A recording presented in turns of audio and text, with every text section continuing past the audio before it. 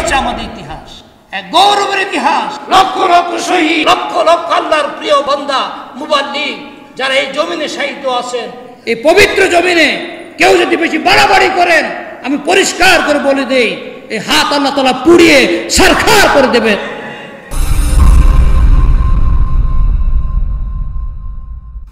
আলহামদুলিল্লাহ, আলহামদুলিল্লাহ রাব্বিল আলামিন, والصلاة والسلام على أشرف الأنبياء والمرسلين وعلى آله وأصحابه أجمعين أما بعد।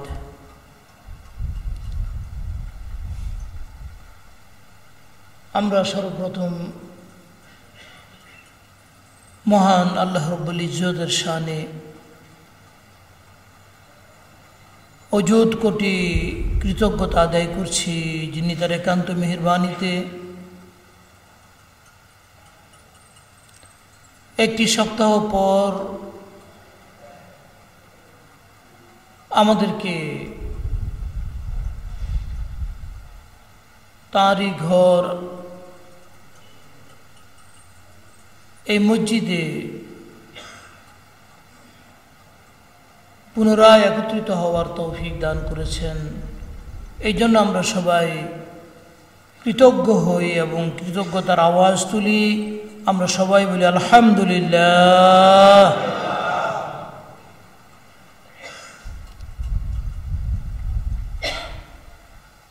দরুদ ও সালামের হাদিয়া পেশ করেছি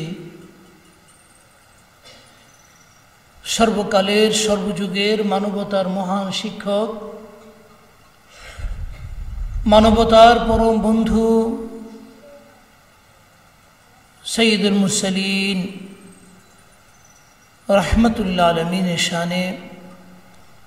আমরা আল্লাহ পাকের কাছে দোয়া করি, তিনি যেন মেহেরবানি করে আমাদের এই মজলিসের तमाम হাদিয়াগুলো মদিনা তৈয়বায় রোজা আথারে পৌঁছে দেন। সবাই বলি আল্লাহুম্মা আমিন।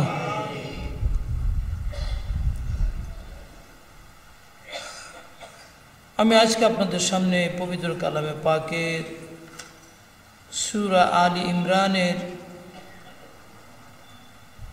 104 নম্বর আয়াতকে সামনে নিয়ে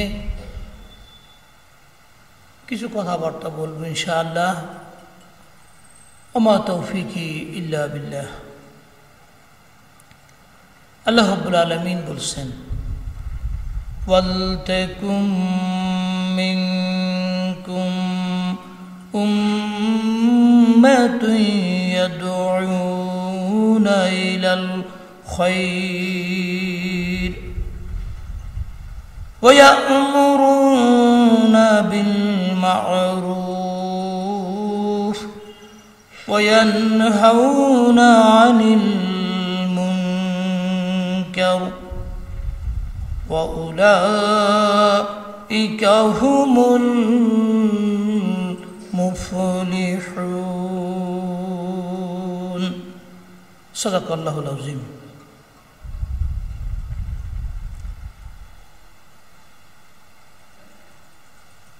অনেকগুলো কাজের ধারাবাহিকতায় এসে আল্লাহ রাব্বুল আলামিন এখানে আপনাদেরকে,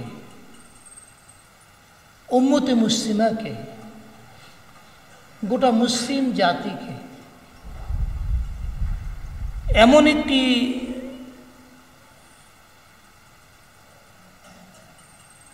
জিম্মাদারি, এমন একটি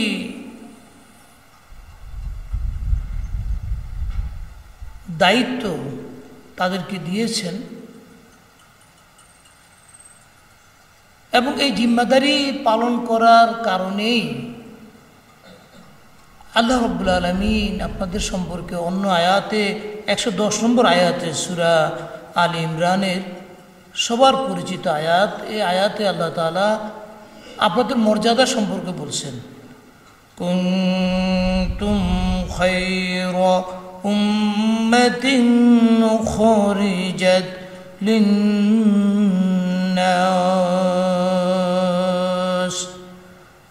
তা'মুরুনা বিল মা'রুফি ওয়া তানহাউনা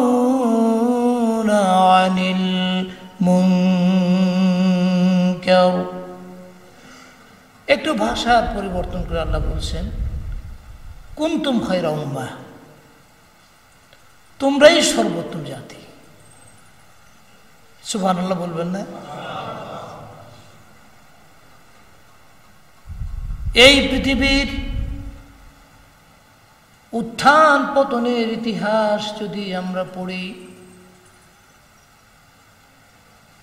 হাজার হাজার বছর ধরে যারা পৃথিবীর নেতৃত্ব কর্তৃত্ব করেছিলেন, ইতিহাসের পাতায় আজকে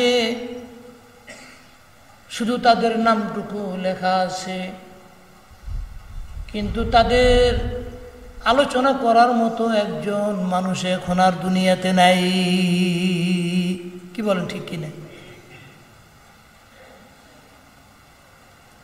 আবুল আহাবের নাম পৃথিবীতে আমরাই নেই,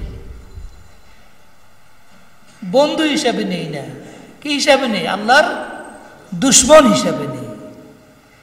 কিন্তু পৃথিবীতে কোথাও দেখছেন আবুল আহাবের নামে নাম রাখছে যে আল্লাহ, যেহেতু আমিও দুশ্মন আল্লাহর, তাহলে আবুল আহাবের নামে আজকে আমার সন্তানের নাম রাখবো।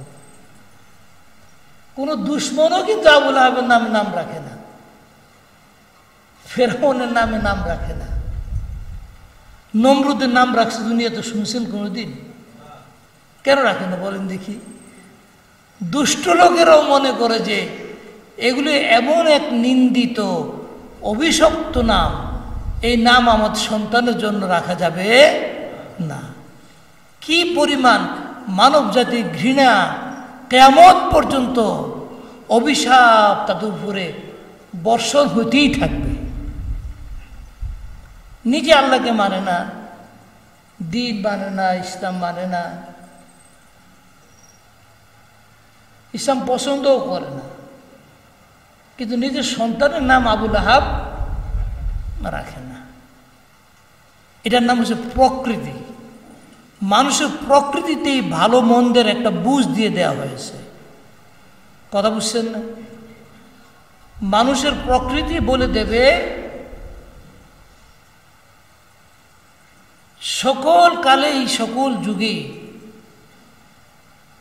চুরি করা একটা অপরাধ। এটার জন্য কিতাব নাজিল করার কোনো দরকার নেই, এটা আপনার প্রকৃতিতে এটা দেওয়া আছে। মিথ্যা কথা বলা অপরাধ, এগুলোকে বলা হয় কি? মুনকার। এগুলো আরবিতে বলা হয় কি? মুনকার, অপছন্দনীয় কাজ। সত্য কথা বলো, মিথ্যা বলবে না, পিতামাতার সেবা করো, আত্মীয়তার বন্ধন রক্ষা করো। এই পজিটিভ কাজগুলোকে সকল যুগে সকল কালেই মানুষের কাছে, মানুষের প্রকৃতিতে আল্লাহ তাআলা এগুলোকে ভালো কাজ হিসেবে কি করেছেন? ঢেলে দিয়েছেন। যার কারণে সত্য বলো, পৃথিবীর সব যুগে সকল কালেই, এমনকি চরম মিথ্যাবাদীরাও নিজেকে সত্যবাদী প্রমাণ করার চেষ্টা করে। কি বলেন, ঠিক কিনা? তাহলে সত্যের যে দুর্নিবার একটি আকর্ষণ, এই আকর্ষণ এটা আল্লাহ তাআলা মানুষের প্রকৃতিতে ঢেলে দিয়েছেন।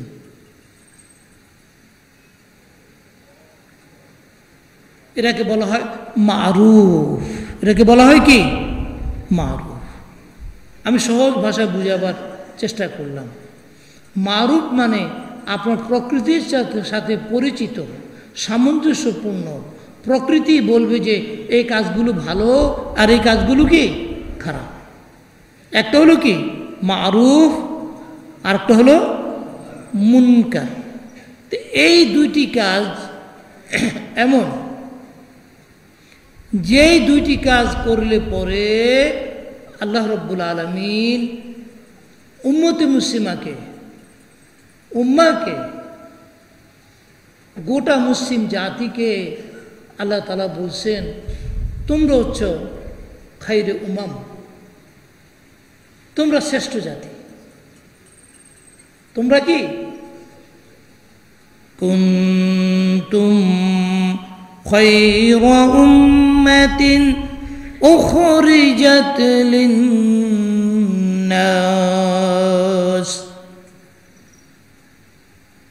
তোমরা হচ্ছ খায়রে উমাম, তোমরা হচ্ছ সর্বশ্রেষ্ঠ জাতি। তোমাদের এই শ্রেষ্ঠত্ব কিন্তু অন্য কোনো কাজের জন্য না, তোমাদের শ্রেষ্ঠত্ব হলো তোমরা মারুফ কাজের দিকে মানুষকে ডাকবে আর মুনকার কাজ থেকে মানুষকে বিরত রাখবে। আল্লাহু আকবার। এই কাজ না করলে উম্মতে মুসলিমা আপনি একজন জিম্মাদার হিসেবে আপনার দায়িত্ব পালন করতে পারলেন না। আর এই কাজ করলে আপনি কি শ্রেষ্ঠ জাতি। মাঝে মাঝে আমি বলে থাকি ইবাদত দিয়ে আপনি মানুষকে কি করতে পারবেন না, ইসলামের দিকে আকৃষ্ট করতে পারবেন না। আপনি বড় তাহাজ্জুদ গুজার, আপনি বড়ই নফল রোজা রাখেন, সোমবার শুক্রবার বৃহস্পতিবার নফল রোজা রাখেন, আপনি অনেক নেক নফল ইবাদত করেন, এতে জাতির কিছু যায় আসে না। ব্যক্তিগতভাবে আপনি উপকৃত হবেন। সেদিনে দোকানে গেলাম, তো দোকানদারকে আমি বললাম যে আল্লাহ তাআলা আপনাদেরকে এত মর্যাদা দিয়েছেন, আল্লাহ রাসূল বলেছেন আস-সুদুকুল আমিন মা আশ-শুহাদা, একদম সত্যবাদী ব্যবসায়ী কিয়ামতের দিন শহীদদের সাথে থাকবেন। আমি এটা নিয়ে খুব ভাবলাম। জীবন দেওয়ার চাইতে তো আর বড় কিছু দেওয়ার আল্লাহকে কিছু নাই, কি বলেন ঠিক কিনা? একজন মানুষ জিহাদের ময়দানে আল্লাহর জন্য একবারই জীবন দিতে পারে, কিন্তু একজন ব্যবসায়ী 24 ঘন্টা কিন্তু জিহাদের ময়দানে সে কিন্তু আছে, কি বলেন ঠিক কিনা? দাড়িপাল্লা যখন সে উপরে উঠায় তখন যদি সে আল্লাহ পাকের আয়াতের কথা মনে রাখে, ওয়া আকিমুল ওয়াজনা বিল কিসতি ওয়ালা তুখসিরুল মিজান। আল্লাহর কসম করে বলি, কেউ যদি কোনো জাতি যদি শুধুমাত্র ওজনে কম দেয়া বন্ধ করে দেয়, কোনো দোকানদার যদি ফ্রডবাজি বন্ধ করে দেয়, ধোঁকাবাজি বন্ধ করে দেয়, আল্লাহর কসম করে বলি ওর চাইতে বড় দাঈ ইলাল্লাহ জমিনে দ্বিতীয় আরেকজন নাই। কারণ সে তো সর্বক্ষণ জিহাদের ময়দানে আছে। একটু এদিক সেদিক হলেই তার কি সব আমল বরবাদ। এই জন্য একজন ব্যবসায়ীকে এত মর্যাদা দিয়েছেন আল্লাহ রাসূল, বললেন যে শহীদদের সাথে কিয়ামতের দিন থাকবে। আমি গভীরভাবে চিন্তা করে দেখলাম, ওজনে কম দেয়া, ভেজাল মাল বিক্রি করা, স্মাগলিং করা, আর বর্তমান সময়ে নতুন একটা শব্দ বের হয়েছে সিন্ডিকেট করে দ্রব্যমূল্যের দাম বাড়িয়ে দেয়া।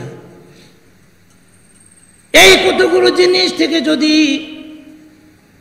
এই উম্মাহ যদি নিজেকে বাঁচাতে পারে, আল্লাহর কসম করে বলি, গোটা দুনিয়ার মানুষের জন্য একটা উদাহরণ হিসাবে যদি তারা এটাই যদি তারা প্রমাণ করতে পারে, আমরা ওজনে কম দেই না কারণ আমরা একজন মুসলমান, আমরা দুধের সাথে পানি মিশাই না কারণ আমরা একজন মুসলমান, আমরা কখনো গুদামজাত করি না, সিন্ডিকেট করে দ্রব্যমূল্যের দাম বাড়িয়ে দেই না, মানুষের জন্য কষ্টকর হয় এইরকম শিশু খাদ্যের দাম বাড়িয়ে দেই না।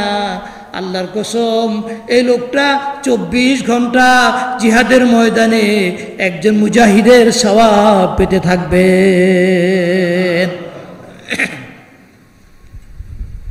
এখন আপনারা বুকে হাত দিয়ে বলেন, যারা দেশ বিদেশে ঘোরাফেরা করছেন,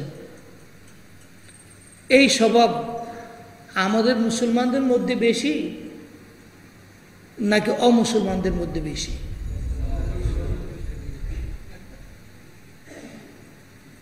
আমরা হেরে গেছি কোন দিক থেকে বুঝতে হবে। আমরা হেরে গেছি। আমরা কালকে এক পরিসংখ্যানে দেখলাম,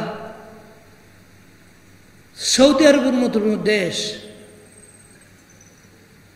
ইসলামিক কৃষ্টি কালচার তাহজিব তামাদ্দুন বাহ্যিকভাবে তাদের যা আছে সব মিলিয়ে র্যাঙ্কিংয়ে তারা 113 নম্বরে আছে। সৌদি আরবের মতো দেশ, নবীর দেশেই যদি এইরকম দুরবস্থা চলে, তাহলে সারা দুনিয়ার কি হবে জাতির বলেন দেখি? এই কপাল পোড়া জাতির ভাগ্যের পরিবর্তন হওয়ার সম্ভাবনা নাই। তবে হ্যাঁ, নতুন এক জাতির আগমন ঘটছে। গোটা পৃথিবীতে ইসলামের রেনেসার নতুন সম্ভাবনা দেখা দিচ্ছে। এই নেতৃত্ব তথাকথিত নামদারি মুসলমানদের মধ্য থেকে আসবে না। এমনও হতে পারে এই নেতৃত্ব তথাকথিত মৌলভী সাহেবদের থেকে নাও আসতে পারে। এমন এক নতুন নেতৃত্ব তৈরি হচ্ছে গোটা পৃথিবীতে, যাদের চেষ্টার বদৌলতে গোটা পৃথিবীতে ইসলাম দিনের পর দিন কোনো টাকা পয়সা ব্যয় না করেও পৃথিবীতে একটা বর্ধিষ্ণু, একটা বাড়তি, প্রতিদিন মুসলমানদের সংখ্যা বেড়েই চলছে আল্লাহর কিছু বান্দাদের তাদের জান এবং মালের কোরবানি করার কারণে। কি বলেন, ঠিকই না? এরা কিন্তু এই আমাদের মতো প্রচলিত পোশাকধারী মানুষ না। ইউরোপ, আমেরিকা, বিভিন্ন দেশে, অস্ট্রেলিয়া, গোটা জাপানে, গোটা পৃথিবীতে দাওয়া কাজ চলছে।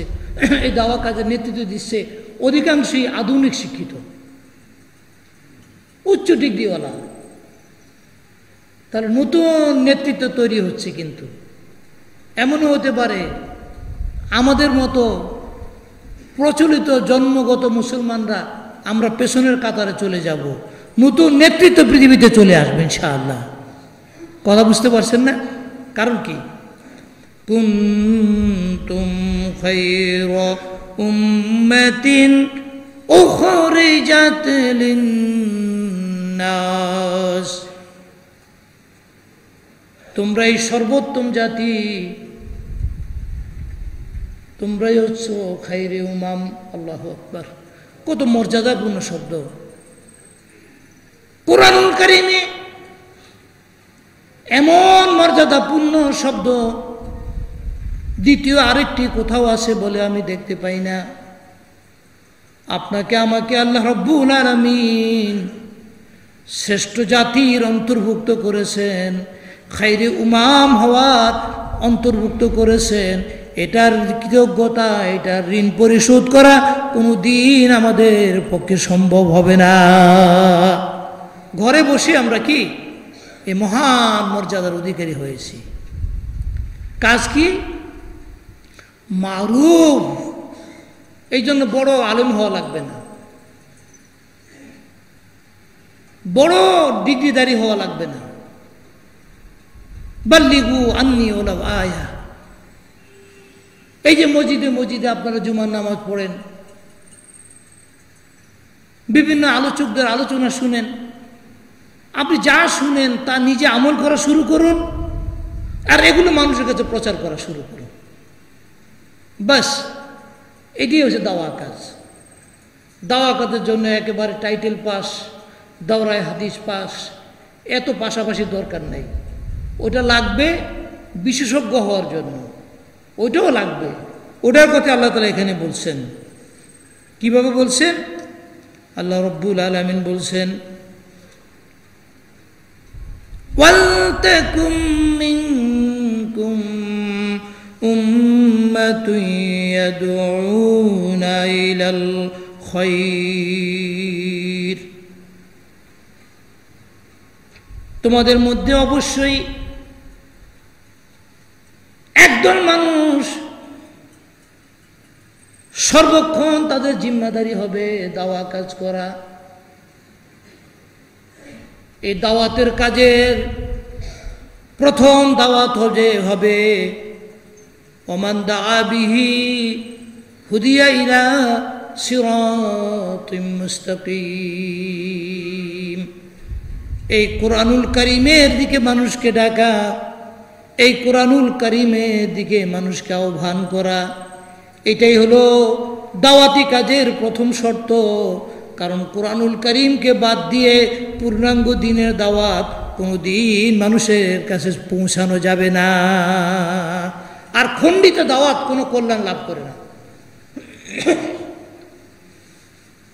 সমাজে আপনি দাওয়াতের কাজ না করেন, কিছু না করেন, 5% থেকে 10% বা আরও কম বেশি কিছু লোক থাকবে, এরা হচ্ছে অনেকটা বৈরাগ্যবাদী চিন্তা ভাবনায়, দায়িত্বহীন চিন্তা ভাবনায় এরা সহজ এবং আমাদের গ্রাম দেশে বলে কোনাকুনি পথ খোঁজার চেষ্টা করে, কাজ না করে সওয়াবের হিসাব বেশি করে।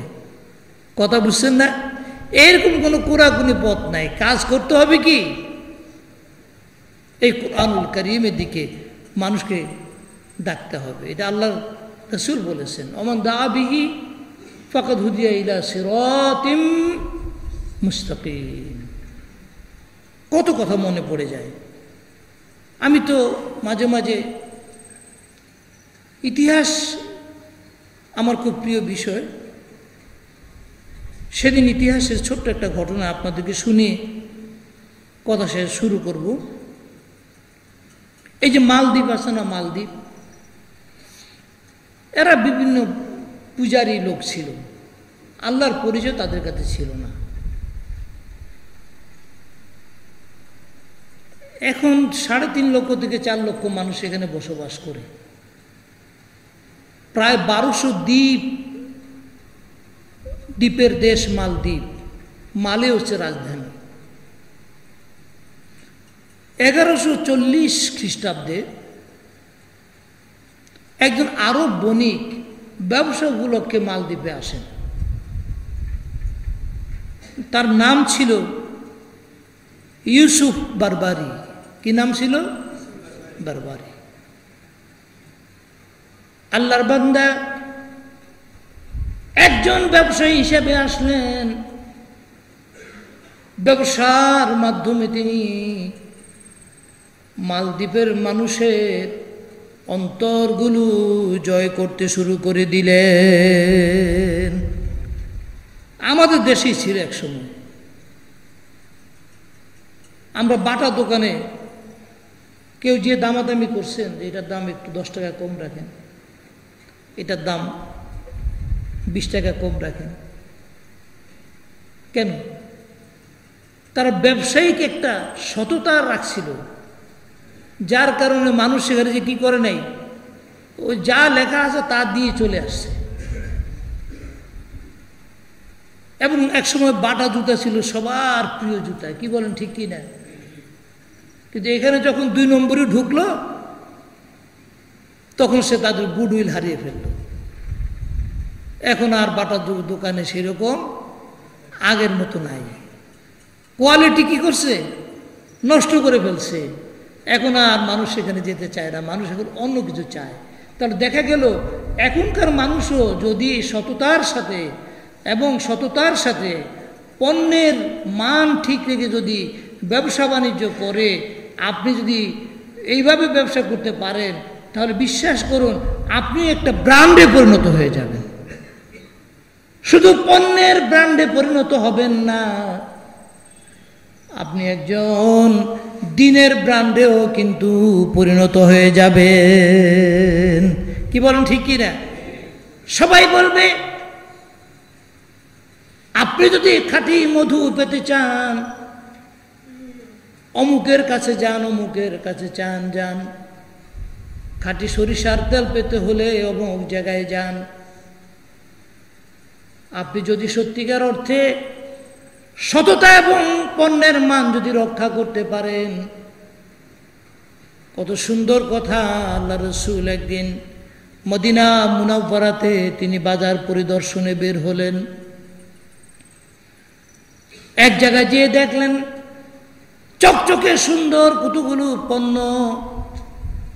আল্লাহ রসুল নিজে হাত ঢুকিয়ে দিলেন, হাত ঢুকিয়ে দিয়ে বললেন উপরে সুন্দর সুন্দর জিনিস, নিচের দিকে একটু ভেজা ভেজা জিনিস।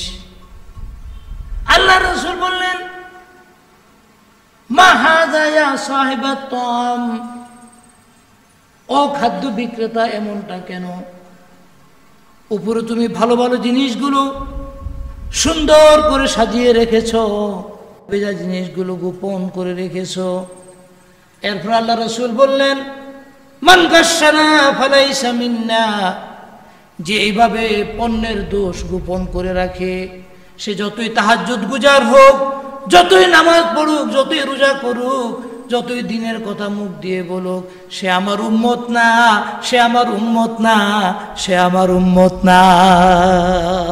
বলে নাউযুবিল্লাহ মিন যালিক। তাহলে এবার ব্যবসায়ীদের মধ্যে দেখেন কত পার্সেন্ট উম্মত পাওয়া যায়? পাবেন?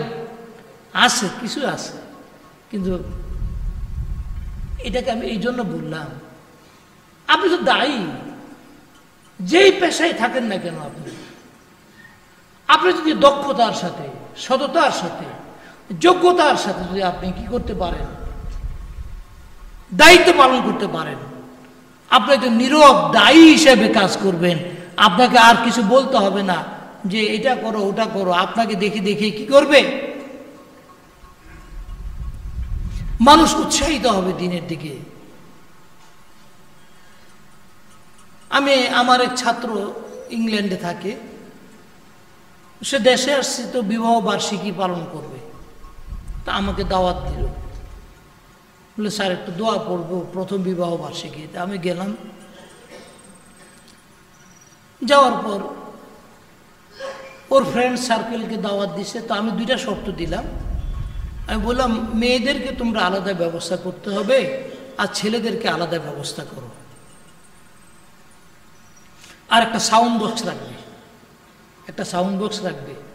বলে স্যার তাই হবে, সব ব্যবস্থা ঠিক আছে। যে দেখি কি অধিকাংশ ইয়াং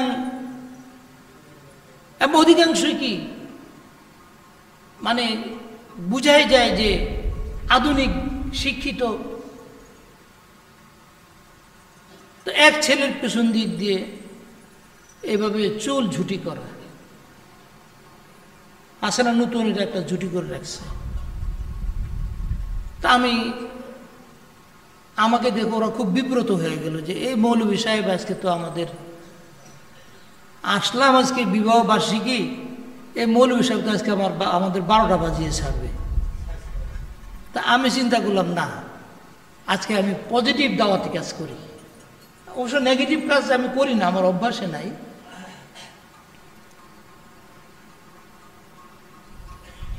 আমি সাউন্ড বক্স মুখে নিয়ে বললাম,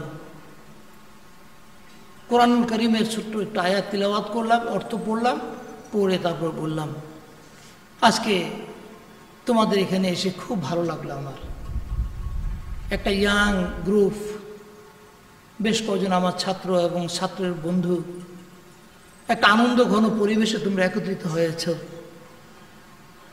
খুব ভালো লাগলো। আমি তোমাদের জন্য দোয়া করব, তোমরা আমার জন্য দোয়া করবে তবে আমার খুব খুশি লাগছে, এই যে মাথায় পিছনে একজনের চুল জুটি করে রাখছে না, আমার খুব আনন্দ লাগছে, আজকে ব্যতিক্রম লাগছে চুল ছুটি করে রাখাতে। এখন ও তো খুব লজ্জা পেয়ে গেছে, ভাবছে যে হুজুর আজকে আমাকে কি যে বলবে, কি যে করবে আমাকে নিয়ে আল্লাহই জানে। আমি বললাম, ও যুবক, তোমাকে দেখে আমার আল্লাহ রসুলের কথা মনে পড়ে গিয়েছে। আল্লাহ রসুল একদিন মদিনায় বের হয়েছেন, যে দেখেন কতগুলো ছেলে এক জায়গায় দাঁড়িয়ে দাঁড়িয়ে কি যেন খেলা করছে। নবীজি সামনে যাওয়ার পরে ছেলেগুলো সব এদিক সেদিক পালিয়ে গিয়েছে, একজন ছেলে দাঁড়িয়ে আছে। ছেলেটিকে নবীজি বললেন, তোমরা কি করছিলে এতক্ষণ, তোমরা কি করছিলে? ছেলেটি বলল, ইয়া রাসূলুল্লাহ, আমরা অভিনয় করছিলাম, আমি মুহাম্মদের পাঠ নিচ্ছিলাম, মুহাম্মদ হিসেবে আমি নায়কের ভূমিকা পালন করছিলাম। কাউকে আবু লাহাব বানিয়েছি, কাউকে আবু জেহেল বানিয়েছি, ভিলেন বানিয়েছি, কাউকে আবু বকর ওমর উসমান আলী বানিয়েছি। আমি ইসলামের দাওয়াতের কাজ করছিলাম এখানে। আল্লাহ রসুল বড় আনন্দিত হয়ে গেলেন, বললেন, যাও যাও তোমার বন্ধুদেরকে ডেকে আনো। সবাইকে ডেকে আনা হলো। এবার আল্লাহ রসুল সাল্লাল্লাহু আলাইহি ওয়াসাল্লাম ওই সেই যুবক, ওই সেই তরুণ যে মুহাম্মদের ভূমিকা পালন করছিল, তার মাথায় হাত বুলিয়ে দিয়ে বললেন, তোমরা এইভাবে অভিনয় করতে থাকো, এইভাবেই তোমরা দাওয়াতের কাজ করতে থাকো। নাম ছিল আবু মাহজুরা। বড় বড় চুল রাখতেন, ঝুটি করে রাখতেন। মানুষজন বলতো, গো আবু মাহজুরা, তুমি কেন চুল কাটো না, তুমি কেন চুল কাটো না? আবু মাহজুরা জবাব দিয়ে বলল, আমাকে আল্লাহ রসুল আদর করে আমার চুলের মধ্যে হাত বুলিয়ে দিয়েছেন, এই চুল আমি কোনোদিন কাটবো না, এই চুল আমি কোনোদিন কাটবো না। ওরে যুবক, তোমাকে দেখে আমার হযরতে আবু মাহজুরার কথা মনে পড়ে গেল। ছেলেগুলো খুশিতে চাওয়াচাই করতে লাগলো, হাসাহাসি করতে লাগলো। এবার সবগুলো ছেলে পরিচয় নিলাম। কেউ বিশ্ববিদ্যালয়ের শিক্ষক, বিভিন্ন পেশায় তারা যোগ্যতার পরিচয় দিচ্ছে। এরপর আমি আর একটু আলোচনার পর মাগরিবের নামাজের সময় হলো। আমি চিন্তা করলাম, আজকে নামাজের কোনো ওয়াজ করব না, কারণ আমি তো ওয়াজ যা করার করে ফেলেছি। এবার দেখি কি ঘটনা ঘটে। আমি বললাম, ওর নাম ছিল জিয়া, বললাম, জিয়া আমাকে 2টা যায় নামাজ দাও। আমরা 2 জন গেলাম তো, 2টা যায় নামাজ দাও। সবগুলো যুবক বলল, স্যার একটু দেরি করেন, আমরা সবাই মিলে আজকে জামাতে নামাজ পড়ব।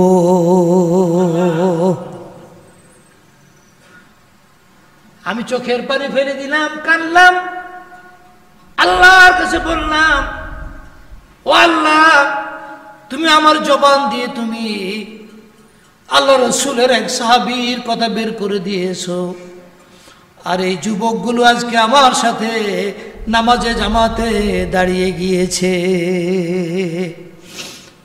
ছেলেগুলো এবার বলতে লাগলো, হুজুর, মসজিদে গেলে এখন আর মজা পাই না, মিম্বার থেকে যে সব কথাবার্তা হয় এগুলোর সাথে সমাজের কোনো সম্পর্ক নাই। ওই আকাশের উপরে আর মাটির নিচের কথা ছাড়া কোনো কথা সেখানে শুনতে পাই না। অবাস্তব কল্পনা কথা শুনে এখন বিরক্ত লাগে। মসজিদে গেলে মনে হয় যেন কেমন ভাবে সময়টা কাটে না। অনেকে এখন মসজিদে যায় না, ঘরে নামাজ পড়ি, কেউ কেউ নামাজও ছেড়ে দিয়েছি। হুজুর এখন থেকে ওয়াদা করলাম আজকে থেকে আর নামাজ ছাড়বো না। আপনারা বললাম আমি কি নামাজের ওয়াজ করছিলাম? করি নাই। এই জন্য আল্লাহ রাব্বুল আলামিন বলছেন উদউ ইলা সাবিলি রাব্বিকা বিল হিকমাতি ওয়াল মাউইযা, তোমরা মানুষকে আল্লাহর দিকে ডাকো বুদ্ধিমত্তার সাথে, প্রজ্ঞার সাথে, কৌশলের সাথে এবং সুন্দর সুন্দর কথা দিয়ে মানুষকে আল্লাহর দিকে ডাকো। যে রোগীর জন্য যে ঔষধ দরকার সেই রোগীর জন্য সে ওষুধ দিতে হবে। ক্ষুধার্ত মানুষকে যদি আপনার যে এখন অ্যান্টিবায়োটিক দেওয়া শুরু করেন তাহলে কাজ হবে না। ক্ষুধার্ত মানুষের জন্য চাই কি? খাদ্য, এইটাই দাওয়া। রোগাক্রান্ত মানুষের জন্য দরকার কি? ঔষধ, এইটাই দাওয়া। আমি আপনাদেরকে আমার সাধ্য মতো সমাজের বাস্তব চিত্রটা তুলে ধরার চেষ্টা করছি। কি কঠিন কথা যে পণ্য দ্রব্যের দোষ গোপন করে রাখে, সে আমার উম্মত না। মান গাশানা ফালাইসা মিন্না।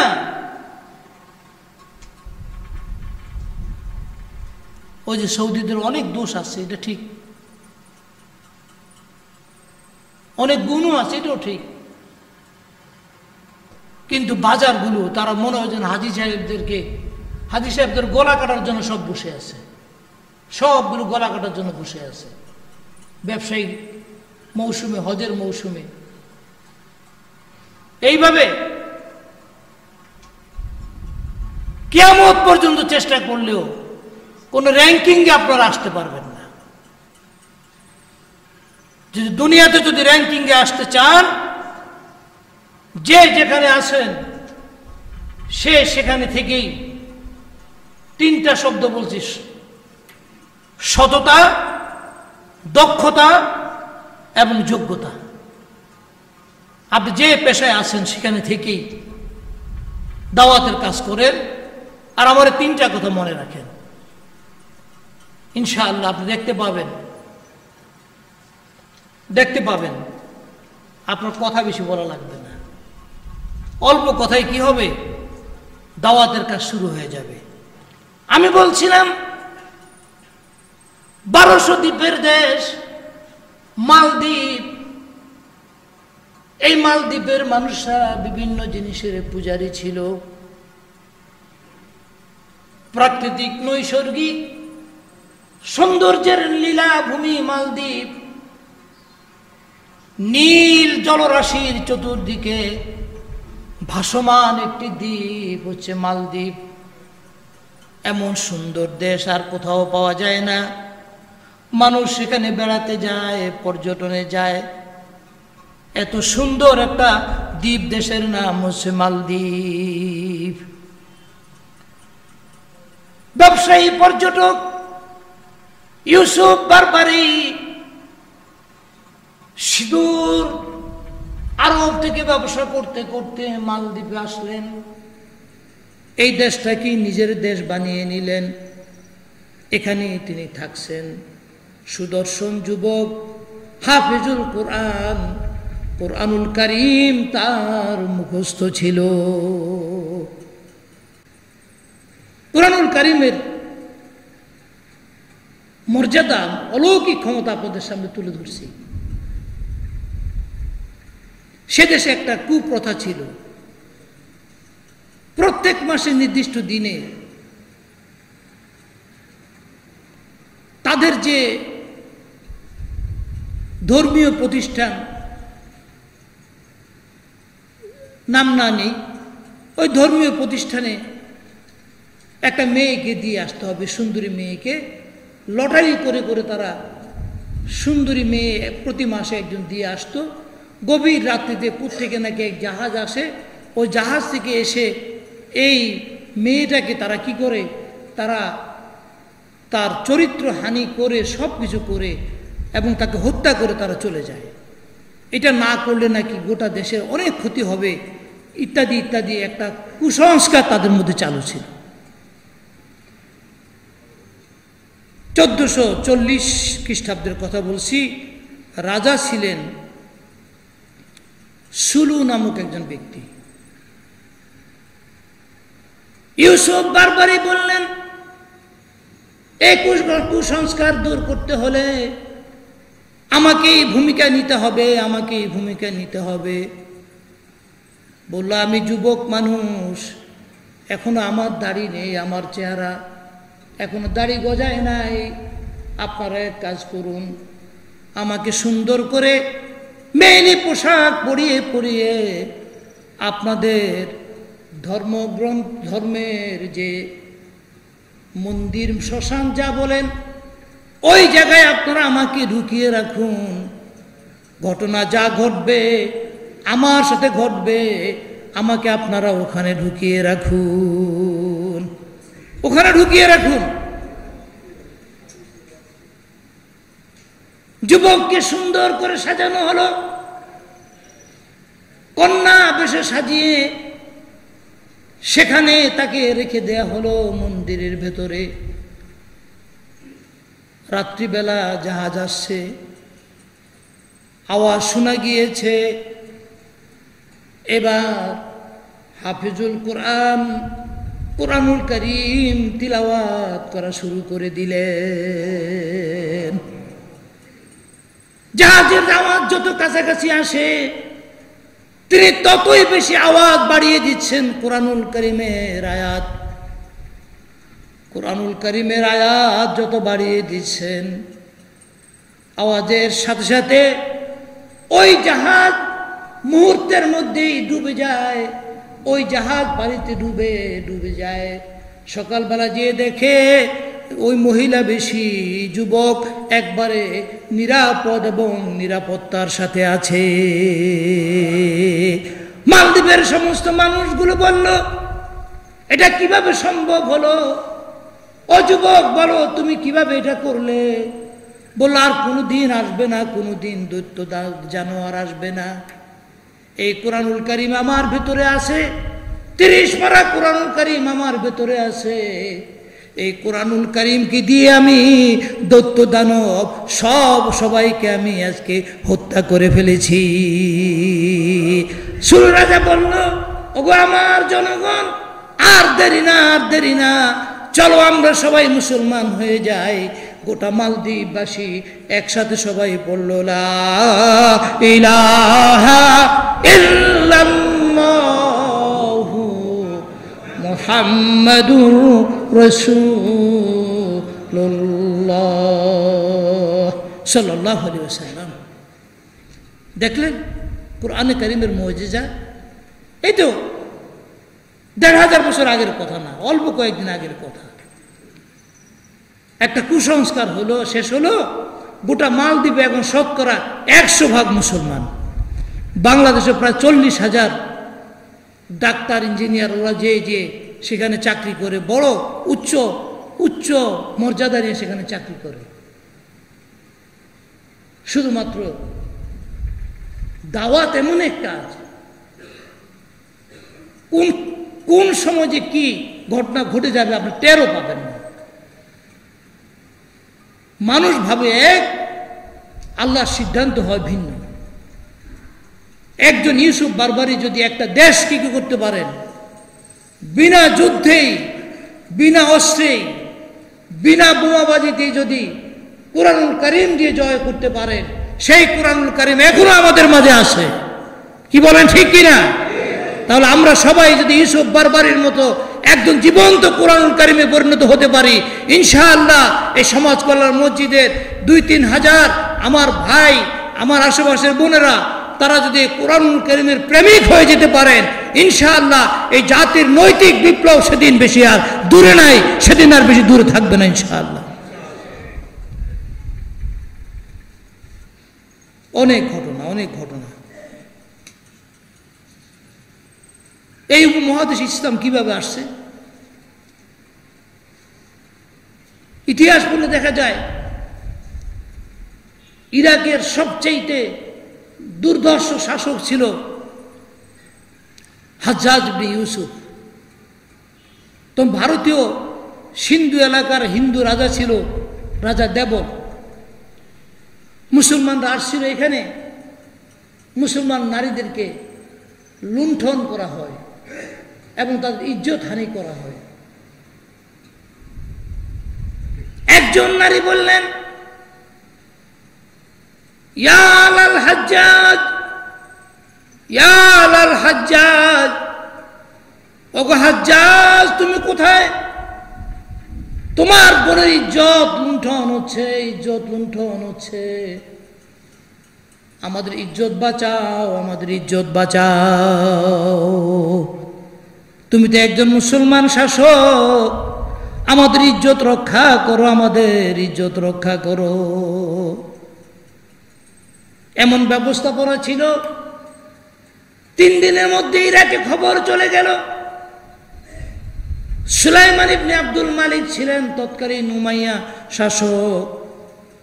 তার কাছে বলা হলো আমাকে সৈন্যবাহিনী দেন, আমার ওই বোনের ইজ্জত রক্ষা না করা পর্যন্ত, উদ্ধার না করা পর্যন্ত আমি আর কোনোদিন বেগমের কাছে যাব না, আমি আর এই কাজ করব না।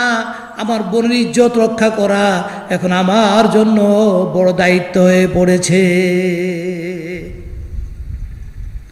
1 বার 2 বার 3 বার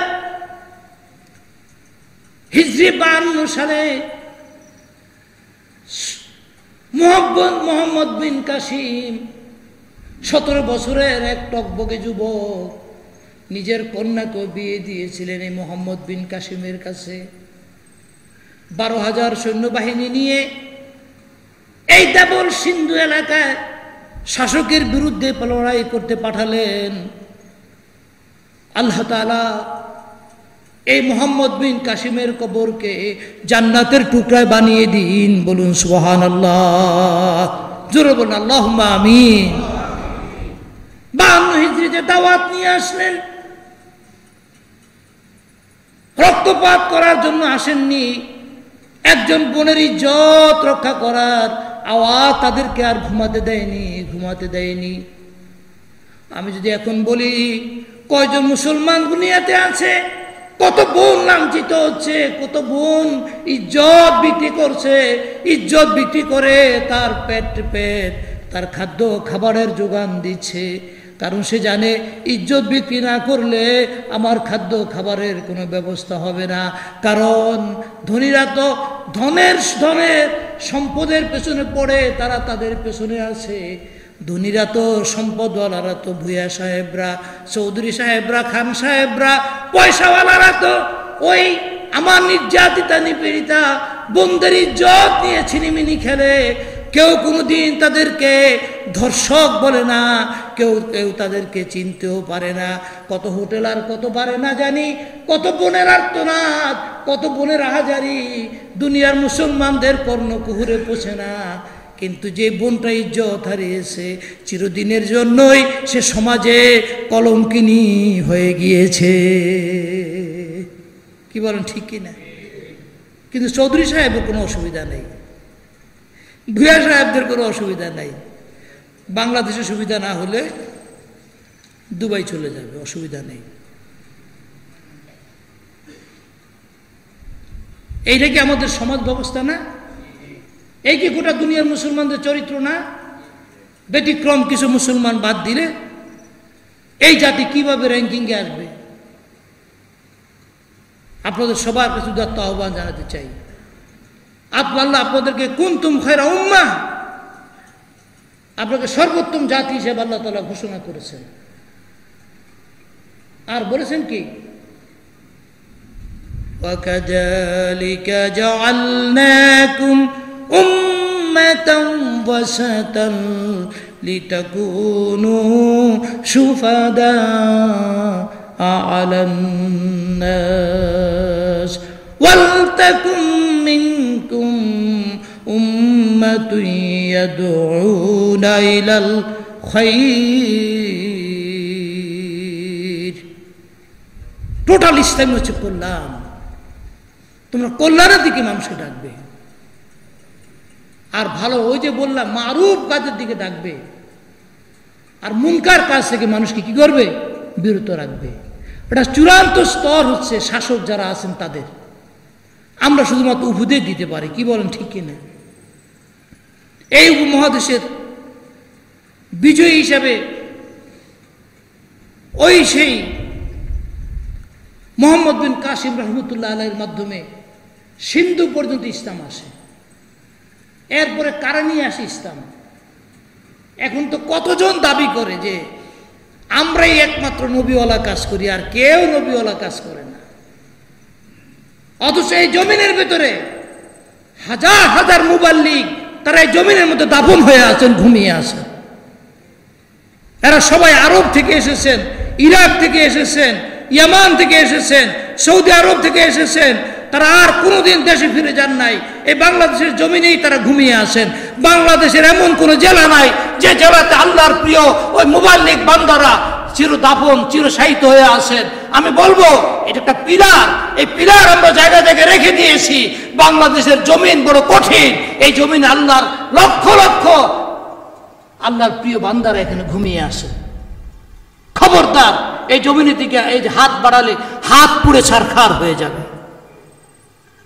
জি আস্তে আস্তে বললেন যে এই আমানত আপনাদের হাতে তুলে দেওয়া হয়েছে।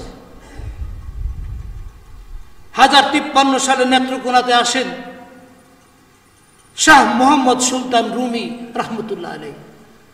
নেত্রকোনা এলাকাতে শাহ সুলতান বালখি মাহিসওয়ার বগুড়ার মহস্তঙ্গার এলাকাতে আসেন দাওয়াতি কাজ করার জন্য।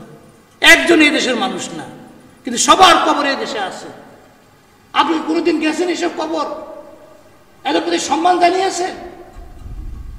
কুয়ার ব্যাঙের মতো মনে করছেন যে আপনি শুধু দাওয়াতের কাজ করছেন, আর কেউ বুঝি করে নাই। কিন্তু এই জমিন মানচিত্র দেখলে পরে বাংলাদেশ ছোট্ট একটা ভূখণ্ড মাইক্রোস্কোপ যন্ত্র দিয়ে দেখতে হয়। এই জমিনের ভিতরে আল্লাহ তাআলা 18 কোটি মুসলমান এমনি এমনি দেন নাই। এটা বহু আল্লাহর প্রিয় বান্দাদের জীবন জান মাল উৎসর্গ করার কারণে আল্লাহ তাআলা এই জমিনকে ইসলামের জমিন বানিয়েছেন। কি বলেন ঠিক কিনা? কতজনের কথা বলবো? বাবা আদম শহীদ এই বিক্রমপুরে, বা এবং বিক্রমপুরে তিনি শাহাদাত বরণ করেন। হিন্দু রাজার সাথে লড়াই করে এইসব মানুষগুলো তো ভুলিয়ে দিয়েছে এখন সবাই, ইতিহাসে তাদের নাম নাই। এই অজানা নামগুলো আপনাদের সামনে তুলে আনতে চাই। শাহ মখদুম শহীদ, শাহ মখদুম দৌলা সিরাজগঞ্জের শাহজাদপুরে তিনি ঘুমিয়ে আছেন। আমি তার কবর দেখতে গেলাম, আমার মন চাইল শাহজাদপুর কেন নাম হয়েছে। কেউ বলতে পারে না, কেউ জানে না। আমি শাহজাদপুর শাহ মখদুম দৌলা শহীদের কবরের কাছে গেলাম। কবরের কাছে যাওয়ার পরে আমার ভিন্ন রকম দৃশ্য নজরে পড়ল।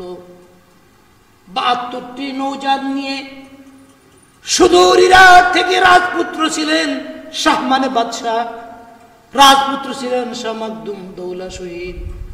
তিনি চলে এসেছেন দাওয়াতের কাজ করার জন্য। এই যমুনার তীরে তিনি দাওয়াতের কাজ করে করে গোটা জীবন উৎসর্গ করে দিয়েছে। তার কবরের কাছে গেলাম, আমি বললাম ওনার একটি জীবনী গ্রন্থ আমাকে দেন, আমি জানতে চাই। অনেক চেষ্টার পরে ছোট্ট একটা চটি বই পেলাম।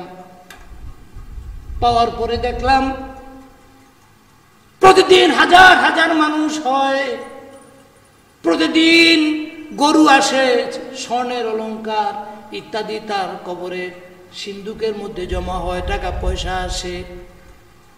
আবার কিছু কিছু পেট বড়ওয়ালা এরা নাকি খাদেম হয়েছে, খাদেম। আমি মনে মনে ভাবলাম শাহ মখদুম শহীদ তিনি জীবন দিয়ে দিলেন, আর তুমি এখন তার নাম বিক্রি করে করে পেটটা বড় করছো, পেটটা বড় করছো। কি বলেন ঠিক কিনা? অনেক কবরের কাছে গেলে দেখবেন খাদেমদের চেহারা দারুণ টকটকে চেহারা। কি বলেন ঠিক কিনা? তো খাদেমরা আমাকে দেখে বেশি একটা পছন্দ করো না, বুঝতে পারছে যে এটা ভিন্ন টাইপের মানুষ, কোন ঝামেলা করে আবার। তো যাই হোক, কতগুলো খাবার দাবার আসতেছে, বিরিয়ানি আসতেছে, ওই খিচুড়ি আসতেছে। আসার পরে খাদেমদের চেহারার মধ্যে হাসি চিকচিক করে, কারণ আজকে খাদেম সাহেবের খাবার জুটছে, অনেক ভালো ভালো খাবার, নিজেও খাবে, পরিবারের জন্য পিছনে দরজা দিয়ে কিছু নিয়ে যাবে। আমি কয়েক ঘন্টা সেখানে থাকলাম। যখন আমি জানলাম নিজের আপন ভাগিনা সহ শামসে তাবরিজ ছিলেন তার উস্তাদ, তিনি সহ এই শাহজাদপুরে ঘুমিয়ে আছেন।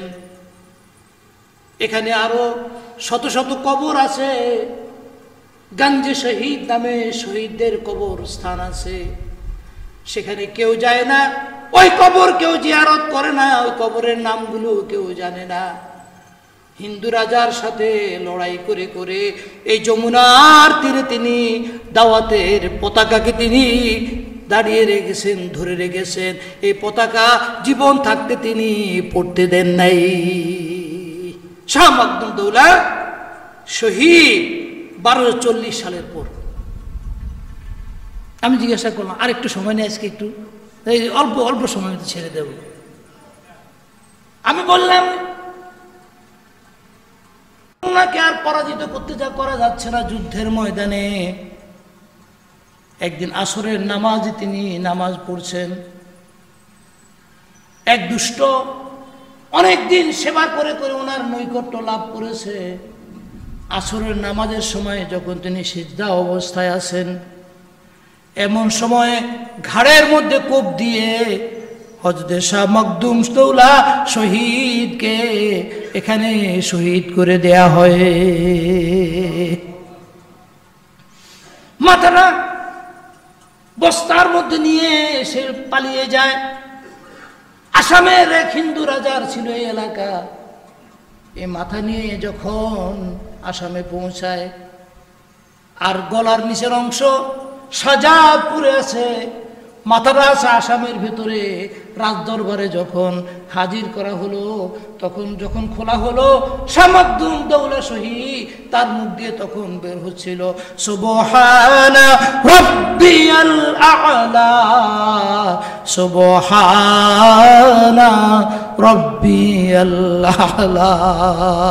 সিজদা অবস্থায় জবাই করা হয়েছে, সিজদা অবস্থায় শহীদ করা হয়েছে। তখনও তার জবান দিয়ে বারবার উচ্চারিত হচ্ছে সুবহানা রাব্বিয়াল আ'লা, সুবহানা রাব্বিয়াল আ'লা। আমি কবর জিয়ারত করলাম। আমি চতুর্দিক ঘুরে ঘুরে শহীদদের কবর জিয়ারত করলাম। তিনি যখন শহীদ হয়ে গেলেন, বোনকে ভাগিনাকে শহীদ করা হলো, সবাইকে শহীদ করা হলো। এখন শুধুমাত্র বোন বাকি আছে। বোন তার ইজ্জত রক্ষার জন্য বললেন, দুশ্মনদের হাতে ধরা দেয়া যাবে না, দুশ্মনদের হাতে ধরা দিলে আমার ইজ্জত লুণ্ঠন করবে। আমি করতোয়া নদীতে ঝাঁপ দিয়ে পড়ে আমি আমার ইজ্জত রক্ষার চেষ্টা করব। দুশ্মনরা যখন এগিয়ে আসছিল, বোন তখন করতোয়া নদীতে ঝাঁপ দিয়ে পড়ে ইজ্জত রক্ষা করেছেন। তবুও দুশ্মনদের হাতে ইজ্জত বিক্রি করতে রাজি হন নাই। শাহ মখদুম দৌলা শহীদ। এই হচ্ছে আমাদের ইতিহাস, এক গৌরবের ইতিহাস। লক্ষ লক্ষ শহীদ, লক্ষ লক্ষ আল্লাহর প্রিয় বান্দা মুবাল্লিগ যারা এই জমিনে শাহিদ আছেন, এরা ইরাক থেকে এসেছেন, ইরান থেকে এসেছেন, এরা ইয়ামান থেকে এসেছেন, সৌদি আরব থেকে এসেছেন, এরা এখানে ঘুমিয়ে আছেন। এই পবিত্র জমিনে কেউ যদি বেশি বাড়াবাড়ি করেন, আমি পরিষ্কার করে বলে দেই, এই হাত আল্লাহ তাআলা পুড়িয়ে সারখার করে দেবেন, সারখার করে দেবেন। কারণ এই জমিন হচ্ছে পবিত্র জমিন। কি বলেন, ঠিক কিনা? আল্লাহ রাব্বুল আলামিন আমাদের সবাইকে এক একজনকে দায়ী হওয়ার তৌফিক দান করুন, মুবাল্লিগ হওয়ার তৌফিক দান করুন, মিশনারি ওয়ার্ককে এগিয়ে নেওয়ার তৌফিক দান করুন, এক একজন জিন্দা কুরআনে কারীমে পরিণত হওয়ার তৌফিক দান করুন। ওমা তৌফিক ইল্লা বিল্লাহ ওয়া আখিরু দাওয়ানা।